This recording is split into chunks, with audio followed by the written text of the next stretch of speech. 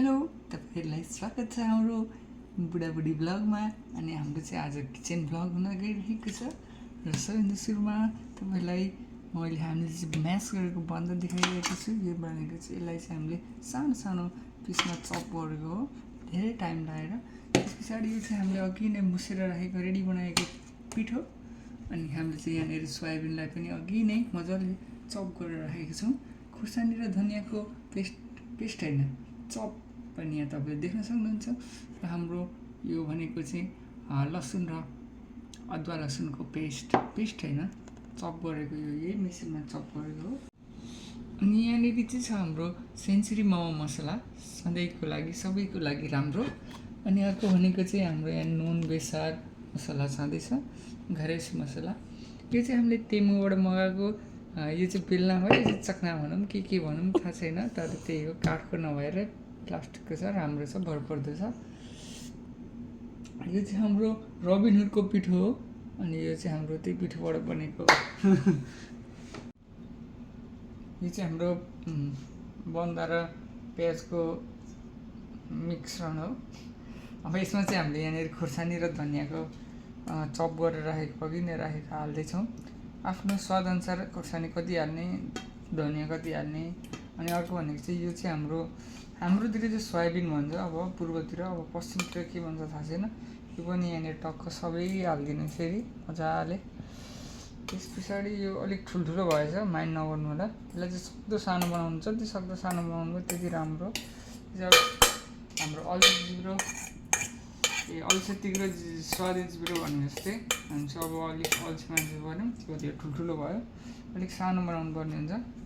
त्यसपछि अब चाहिँ यो हाम्रो अघि पनि भने, फेरि पनि भन्दैछु, यो चाहिँ हाम्रो अदुवा लसुनको चप गरेको। यसलाई पनि टक्कसँग यसरी हाल्ने, यसलाई पनि मजाले मिक्स हुने गरी सबैतिर हाल्नुपर्ने हुन्छ। यसलाई हालिसकेपछि तपाईँले आफ्नो घरमा बनाएको मसलाहरू पनि हाल्न सक्नुहुन्छ। धेरै जसोले चाहिँ यसलाई चाहिँ सोरसार पार्नुपर्ने हुन्छ, किनभने पैसा परेको हो। पैसा सोरसार पारेर हाल्नुपर्ने हुन्छ होइन। यो अलिअलि रहेकोलाई त अब हामीले चाहिँ यो स्वादअनुसार टक्क नुन हाल्नुपर्ने हुन्छ। यो धेरै छ हाम्रो चाहिँ, त्यहाँ भिडियोमा कम देखिए पनि यहाँनिर चाहिँ यो धेरै ठुलो नै आरी छ। यो चाहिँ हाम्रो घरेसी मसलाको पनि स्वाद अलिकति दिनुपर्ने हुन्छ। यो चाहिँ हाम्रो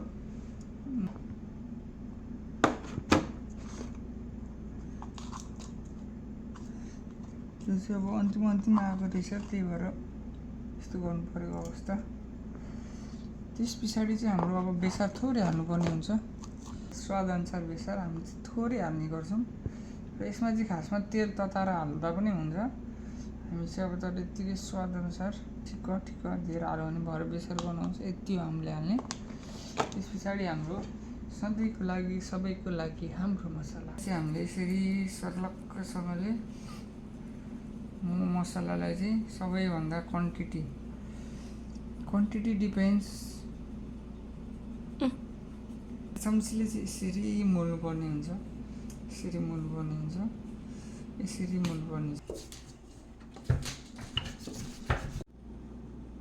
यसलाई चाहिँ यस्तो गर्नु होला, आफ्नो अनुसारको जति जानिन्छ त्यसरी नै आफ्नो सेप दिनु होला। मलाई चाहिँ यस्तरी सेप दिन हल्का मात्र सिक्दैछु, सिक्दै गर्दैछु।